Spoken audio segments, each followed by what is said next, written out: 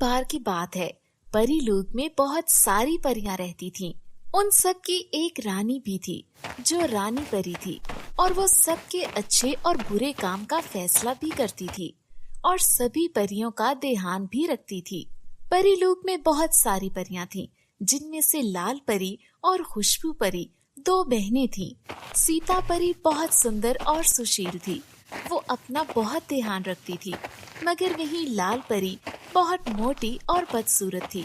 इस वजह से परीलोक में कोई भी उससे दोस्ती करना पसंद नहीं करता था। सीता परी और लाल परी की माँ को भी लाल परी बिल्कुल पसंद नहीं थी, इसीलिए वो लाल परी को कुछ भी करने से नहीं रोकती थी और उसका ध्यान भी नहीं करती थी। वो सिर्फ सीता परी का ही ध्यान रखती थी। अम्मा देखो इसे, ये कितनी भोली बनने का ड्रामा करती है और हर वक्त दूसरों की मदद करती रहती है। हाँ हाँ, तुम उसकी तरह बनने की कोशिश मत करो, वरना तुम भी उसी के जैसी मोटी और बदसूरत हो जाओगी, और मैं ये बिल्कुल नहीं चाहती कि तुम उस जैसी बनो। खुशबू परी के साथ साथ उसकी अम्मा भी लाल परी से बहुत नफरत करती थी। परीलोक में सभी परियां सीता परी से ही बातें किया करती थीं और उसी के साथ खेल खेला करती थी।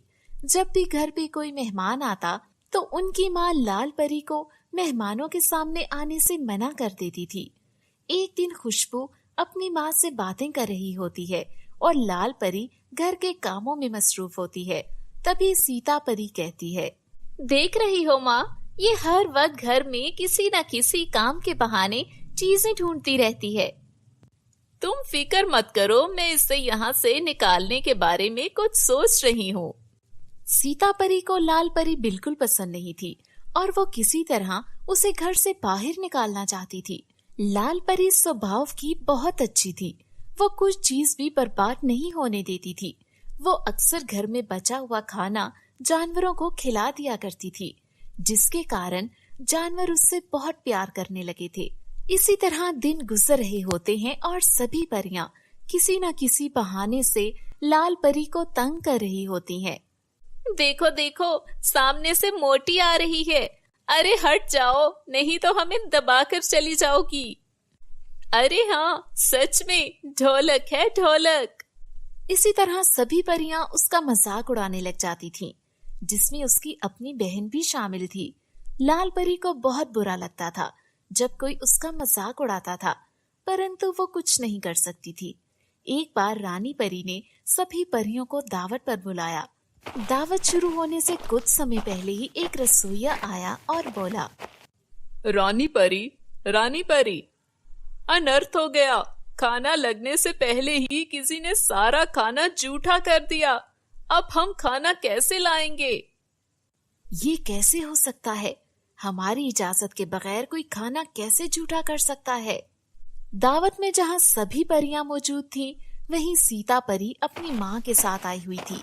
सीता परी को बहुत जोरों की भूख लगी हुई थी, इसीलिए उसने रसोई में जाकर थोड़ा सा खाना खा लिया, जिससे खाना जूठा हो गया, मगर उसने ये बात किसी को भी नहीं बताई थी।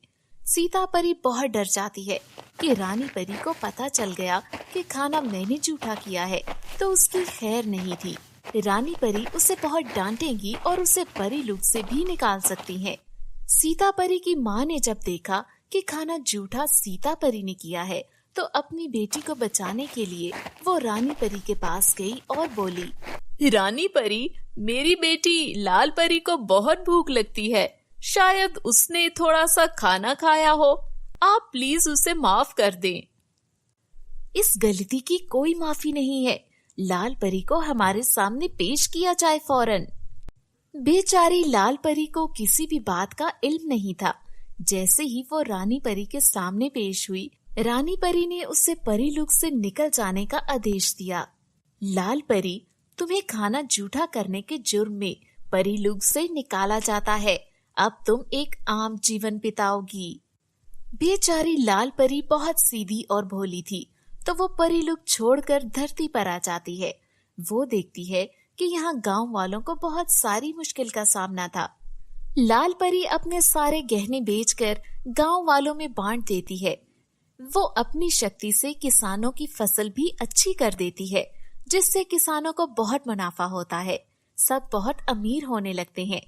परी को धन्यवाद करने के लिए सब मिलकर परी को एक बहुत सुंदर सा घर बनाकर देते हैं और वो परी को उस घर में रहने के लिए कहती हैं। सबका प्यार देखकर लाल परी बहुत खुश होती है और उनके साथ हंसी खुशी रहने लगती है और सभी जरूरतमंदों की मदद करने लगती है। परंतु एक दिन परीलोक में सीता परी और उसकी माँ को बात करते हुए रानी परी ने सुन लिया था कि किस तरह से सीता ने सारा खाना जूठा किया और आरोप लाल परी पर लगा दिया था। ये सुनकर रानी परी को अपने फैसले पर बहुत दुख होता है। वो दोनों माँ बेटी को सजा भी देती है, मगर वो लाल परी से माफी मांगना चाहती थी। इसलिए वो धरती लोक पर आती है और लाल परी को ढूंढने लग जाती है। तभी रानी परी एक जगह लोगों को बहुत खुश देखकर उनसे बात करने लगती है। क्या बात है, आप लोग बहुत खुश हैं? क्यों नहीं होंगे? एक लड़की ने हमारी बहुत मदद की है। वो बहुत दयालु और अच्छे स्वभाव की है बेचारी।